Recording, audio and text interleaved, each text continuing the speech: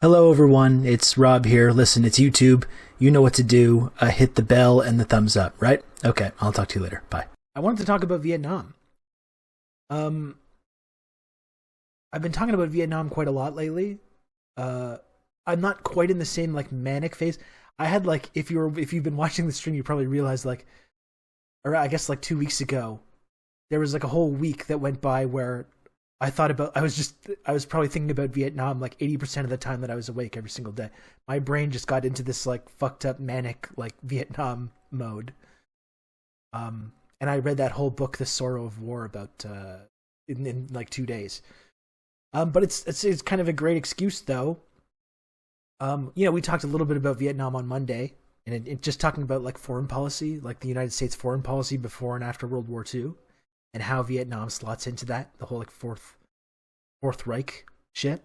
But today is the 75th anniversary of the Fall of Saigon, which feels important to commemorate. And there's a lot of interesting footage of the Fall of Saigon. It's a historically momentous occasion. The idea that this incredibly powerful and advanced military machine was defeated in the way that it was.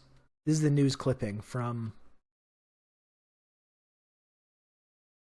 April 30th, 75. And I think it's pretty fucking amazing in the context of what that war was about. It's a pretty incredible accomplishment.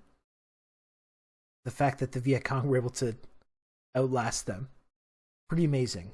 My fencing coach was in Nam the last 2 years. He did weird special ops ground stuff for the Air Force and has some pretty wild stories. I don't doubt it. That sounds fucking, like he probably would. That's actually kind of fucked up. It's weird to think that there's people out in society that were there that probably did horrific shit. And actually people that went back to their school, went back to their jobs as public school gym teachers and shit, when they had been out being paid by the US government to murder kids, essentially. Remember when Nixon pardoned all the war criminals from Vietnam he could and then punished the whistleblowers? And yeah, that's an American government tradition that's still continuing to this day, right? So there's a bunch of interesting stuff we can watch about this. There's some really incredible footage. This was the first war really that the media really played such a huge role in it.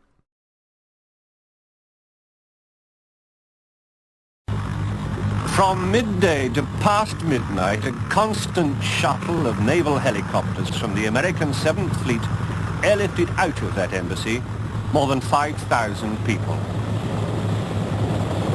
The ambassador went on the final helicopter from the platform above his office. Aboard the US carriers waiting off the coast in the South China Sea, helicopters were arriving that did not belong to any ship of the fleet. South Vietnamese pilots had come.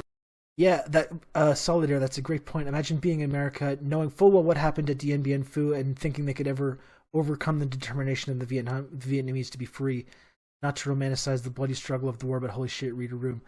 Yeah, and they specifically knew about that as well.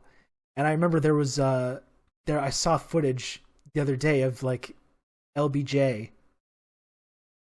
or that was one of the things he was saying. It's I don't want another Dien Bien Phu. Talking about, Khe Sanh, the battle for Khe Sanh, and they poured so much resources into defending Khe Sanh because they didn't want that exact situation to happen. And it's they technically won that battle, but it was still the same result. The same result ended up happening. And then LBJ whipped his wiener out. That's correct. He was known for doing that. Weird guy. Very, very weird guy. Commandeered them. At least he signed that Civil Rights Act. That's not so bad. But I think that was kind of after he took power in a military coup with the deep state, I think that was the bone that he threw to average folks in America. Okay, you can have the Civil Rights Act. Yes, I took power in an undemocratic coup with the deep state and the intelligence community. Yes, I'm going to ramp up this brutal genocidal war. We'll sign the Civil Rights Act, though, as well, so it won't be all that bad. And then after, by the way, we're going to institute the war on drugs and then lock up millions and millions of black and brown people for drug crimes. Also. Enjoy that Civil Rights Act, though. And had flown themselves and their families out from right under the noses of the Communist Army.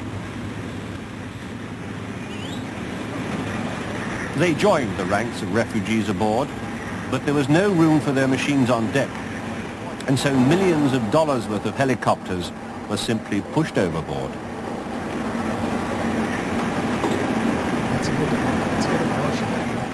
The North Vietnamese army entered Saigon just as they'd planned on May Day. Yeah, on May Day. Again, coming up. That's nice. It's wild listening to Biden pair his new welfare state to war with China and remember LBG's Great Society paired with Vietnam. Yeah, very, very good point. Good analogy. Their journey had taken over 30 years, 10,000 days. And those of the world's press left behind in the city witnessed the triumphant arrival.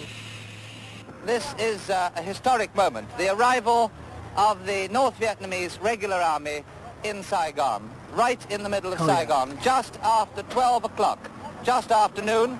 Here they are, pouring down the main avenue. We love to see it. Further up there is the American embassy. At this end of the avenue is the former presidential palace, which President Chu left just over a week ago, and from which General Min has today announced that he will unconditionally hand over to the new regime. Their tanks had thundered down the length of Vietnam all the way from Hanoi. Now they crossed Saigon's boulevards, and their foot-weary infantry plodded past the deserted military barracks. The people did not know whether they should cheer or weep, and they had yet to discover who was friend and who was foe. They had expected a bloodbath, but not a shot was fired that day and not a drop of blood spilt. The communist flag flew over a Saigon renamed. To honor the man whose prophecies had led them here and who had died before he saw them come true, they called it Ho Chi Minh City. I'd like to go. I would really love to go. South Vietnam, such a short-lived nation, was finally toppled.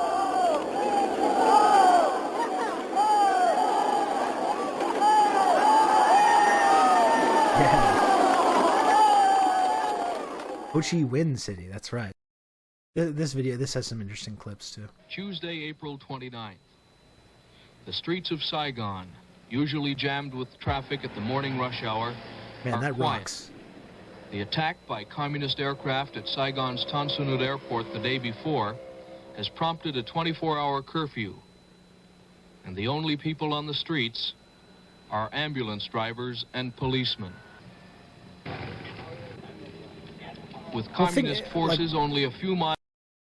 Reg, and that footage gets me so fired up. And think about that moment, too. That exact moment of the statues coming down, the flags flying over Saigon. How many years was that in the making? Because it wasn't just about the 10 years from 65 to 75, right?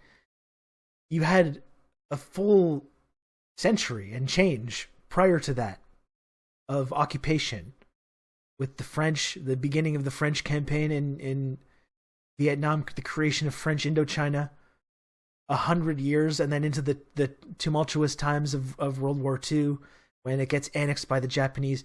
They create the short-lived Empire of Vietnam. The post-war era where they tried to give it back to the French. It was centuries of struggle that led to that moment. It's truly fucking amazing to think about.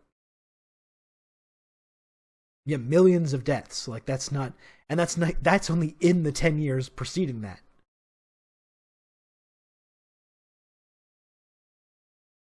Truly amazing. Truly an amazing victory. Miles from the center of Saigon, the order to evacuate American nationals is given. Americans and citizens of third countries who have been guaranteed space on the airlift gather at assembly. And this is the blueprint. And this is the thing that I think people don't want to reckon with as well, right? Where it's like, this is the blueprint. Like there is a blueprint for if you did ever, not that I would never ever advocate for this ever. But like for anyone, any foreign power out there, anyone that's ever interested in seriously like what would involve taking on the U.S. government and the military arm of that, You know, the Vietnamese showed how it's done, and that's the thing. It's not easy, and it requires lots of sacrifice, and it took years of brutal bloodshed and violence. But there is a way to do that. And it's not just Vietnam, but like Afghanistan as well. It's the same strategy, that insurgency strategy. It's been fucking up empires now for a really long time now. It's been fucking up the U.S. empire in Iraq and Afghanistan, Vietnam. It fucked up, the British when they were in Afghanistan. Like, there's a long legacy of this. And that's it. There's no answer for it. If you have people that are determined to win and determined to sacrifice, you can defeat that massive military machine. But, sometimes when we have to realize what that means. Like, it's not something that would be fun in games.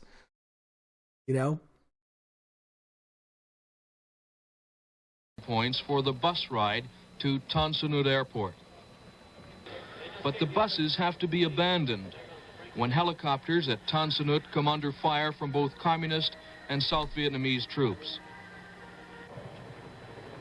Heavy shelling at the airport destroys planes on the ground, and American Marines are killed by rocket fire. Afghans have been fighting the might of the U.S. military with repurposed AKs and old bolt-action rifles for the past 20 years.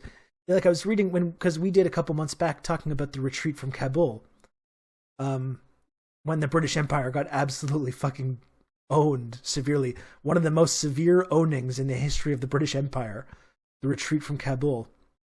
And there's still guns like from that period of the British Empire that were stolen by the Afghans that are still like being used today in warfare in Afghanistan today. It's fascinating. Journalists filming the action from the roof of their hotel see a South Vietnamese helicopter shot down near the grounds of the presidential palace. At least 10 people die in the crash. The American ambassador, Graham Martin, took personal control of the evacuation. Marines used smoke to signal helicopters they should land on the lawn behind the embassy walls, where they would be protected from ground fire. Like, just talking about that insurgency, we can watch this video actually after we can watch this, talking about the North Vietnamese army and this kind of this tactic of insurgency and the way that they fought this battle, just constantly attacking, retreating, attacking again, retreating, and this constant. And you hear these stories. We'll watch this after this video. You hear stories from like the Marines there that were just like, my buddies were getting killed every single day. And I was there for months. And I saw like 4 North Vietnamese actual soldiers holding a weapon during that time. Like, they talk about them like they were ghosts, basically. It's truly amazing. For the frightened civilians, the first few hundred feet were the most dangerous. Read Mao's on guerrilla warfare. They were out of range of rifle and pistol fire. We should probably all be the hardest learning part some of these was lessons, the waiting. just for the historical knowledge. Many people said it was unnerving to be waiting for a ride to safety and to be hearing fighting all around you. There was always the fear that the fighting would end the helicopter.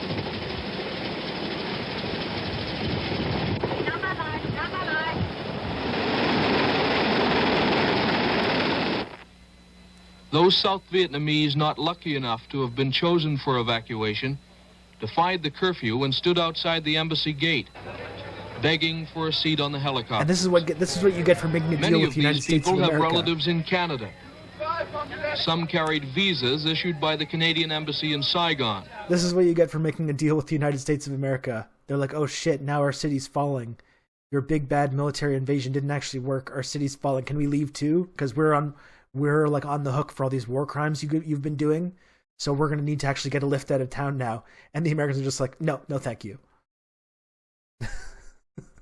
No thanks. Actually, we're going to slam the gate and put Marines in front of the gate to ensure that you're going to stay, actually. Classic. That's when you make a deal with the United States of America, that's how you get treated. That's how much the Americans value the South Vietnamese people that put up with them for so long. Yeah, no. The art. It's really that. It's exactly that. Amazing. Thank you, America. That's the generosity of America once again.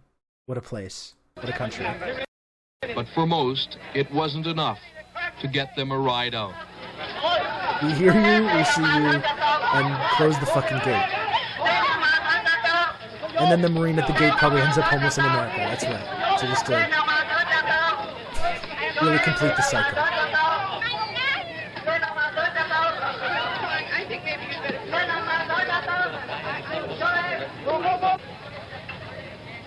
Embassy officials feared the crowd might again storm the gate, so they called in Marine reinforcements. To be an enemy of America can be dangerous, but to be a friend can be fatal. The tension mounted as more and more Americans Sometimes arrived that guy in knew the what he was talking compound. about. You gotta Began the nerve-wracking wait for a way out. Americans who in better times flocked to the embassy pool for relaxation were back again. But this time they were anything but gay. As evening approached, Ambassador Martin emerged to join the others in making the flight to an American aircraft carrier some 40 miles offshore.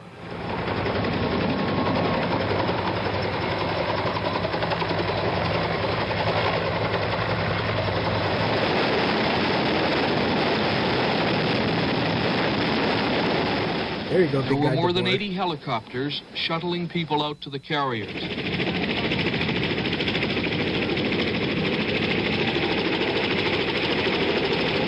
Everyone was searched before being allowed to join the other evacuees.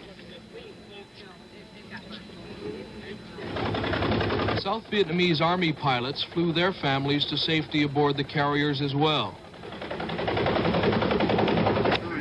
But because there wasn't room to store their helicopters as well as those flown by American pilots, Throw those bitches in the the sea. Vietnamese were forced to ditch their aircraft at sea. The pilots were picked up by American Navy rescue This is cool boats. too. They literally just piloted the helicopters into the fucking ocean.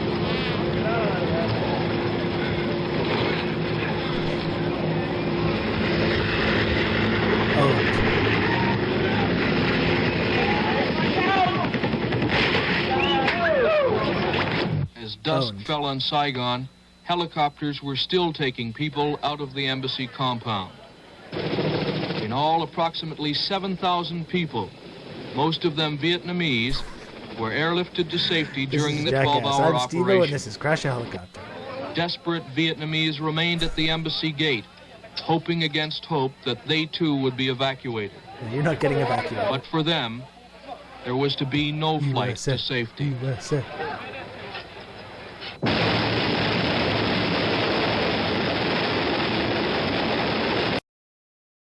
Pretty amazing footage. Again, this is what you get. Yeah, this is what you get when you make a deal with the United States of America. Okay, so one last thing I kind of wanted to talk about here.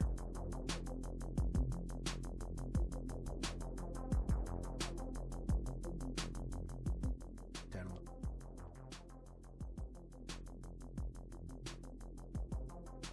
Because we're talking about, you know, the anniversary of the Fall of Saigon, and it's kind of fun to make fun of the Americans for losing this war. You know, that kind of meme. The US, you got defeated by the Vietnamese farmers and fishermen and stuff.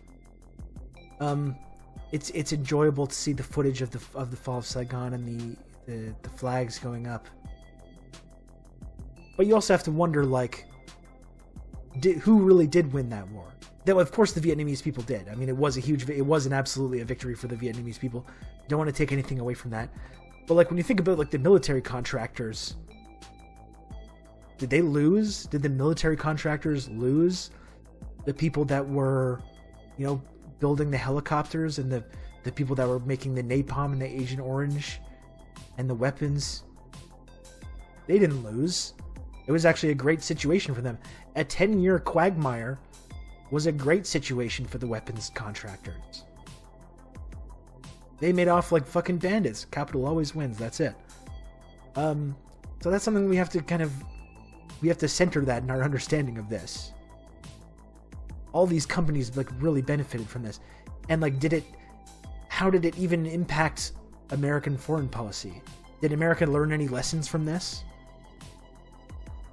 Did they learn any lessons from the fact that this whole domino theory of communism spreading across Southeast Asia kind of failed to materialize after this?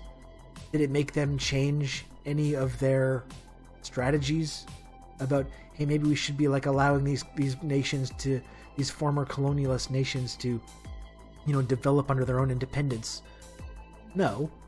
Like we were talking about on the stream, this big invasion became so unpopular that it maybe shifted their strategy a little bit, but all they did was shift to that Operation Condor style of anti-communist imperialism. Right? We're not going to do these big ground invasions anymore. We're not going to do these. We're not going to send in the Marines to Chile or Brazil or any of these other places, El Salvador, wherever.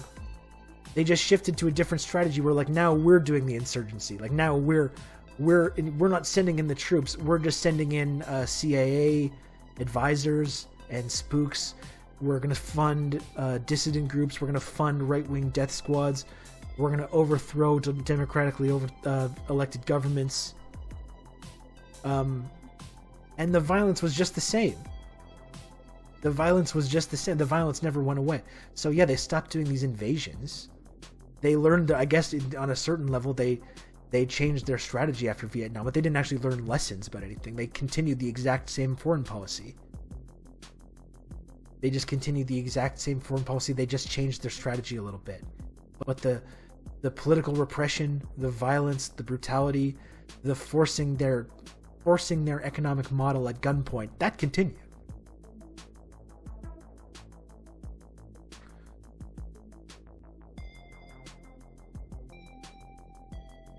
Is Russia doing that to America with fake news? Is that what you mean about like how that whole like Russian disinformation thing about how they're trying to like lean into these splits to try and split America apart? I think it's a lot of, I think there's a bunch of foreign powers that are trying to do that against America right now. No, I know you're just fooling around, but I do think that is like a strategy that a lot of foreign powers are using against America. They see how divided America is. I'm glad they're doing it as well. I'm actually doing it myself. I'm a foreign national. I'm just not being paid by like any foreign governments or anything to do it. I just do it because it's my hobby. But that is the strategy that a lot of foreign governments are pursuing right now in America, seeing how divided it is and just trying to drive those wedges even further. But it is the same principle. It's the same thing America's been doing, which is why I find it funny that when it's happening to America, because of that exact reason, that they've been doing that exact thing in all over the world for a really long time. So I think it's kind of funny that it's now happening against America. But I think that's the central question, though, is that like regardless of who lost the Vietnam War, and yeah, the Americans lost. It was an amazing victory for the Vietnamese people, but the ruling class of America they did great. The outcome doesn't really matter to them. Right? We were looking at all those helicopters going into the water. You know, how much did that helicopter cost? Some of the weapons manufacturer that created that helicopter, which had a great deal with the American government, it was a great. And then this gets into the JFK conspiracy stuff too, right? But like, you know, it's great. They can just create these helicopters. They have a contract with the U.S. government for billions of dollars to deliver these helicopters. Just throw them into the ocean. Who cares? Blow them up. We'll just make more. Right? It's a great deal for them. And now we're blaming Russia and China for QAnon instead of America. Well, that's the thing, Rudy Prospero, that people get wrong, is they look at these divisions, and that's the kind of liberal thing where they're like, these divisions are only happening because of China and because of Russia, because they're doing disinformation, and it's like doing propaganda and convincing people. And it's really the opposite. It's coming from America. The divisions are coming up naturally. It's just then I think you have foreign governments being like, hey, look at this QAnon thing that's happening. We should dump a few resources into just like contributing to that, because that's obviously a new thing that's coming up that's like dividing America and driving Americans completely insane. So we should just like contribute to that probably now that it's happening. the losers of the war as it is in any war with the civilians in the country. That's a good way of putting it. And that's one of the reasons that I wanted to read that book, The Sorrow of War. It's just really interesting to think about. You think about the Vietnam War and all these battles that were going on in the American military bases. But it's weird to think about, isn't it? That for 10 years, there's millions of people in Vietnam just going about their daily lives and just trying to keep their families alive and going to work and going to school and stuff. We lose that. It's not like all of Vietnam shut down for that whole 10 years and nothing was going on except this war. There's millions of people going on with this war just in the background. It's really fucking weird to think about. Because in the West, we've talked about these wars. We talk about Vietnam and Afghanistan and Iraq and all these different things. But like it's so far away. We're so far removed from it. It's not like this war is going on in the background of our own country. It's just this thing that's going on far away. But when you realize these other cultures, it's going on in their fucking backyard. It's so weird to think about. Honestly, the trauma of the loss explains the doubling and tripling down on failed invasions and interventions up to Desert Shield, defense contractors still raking it in while U.S. government mortgages the welfare state. Yep. It's a great deal for them. That's the thing, we've talked about it before. It's a money printing machine for those people. Just an endless, it's the golden goose. American imperialism. We can empires ever successfully occupied Afghanistan? Well, we're going to try. We'll probably fail, but we'll get 20 straight years of just like being able to do whatever we want. Just get a blank check from the United States government to just make money, like get billions of dollars to make the weapons and vehicles that are used in pulling this off.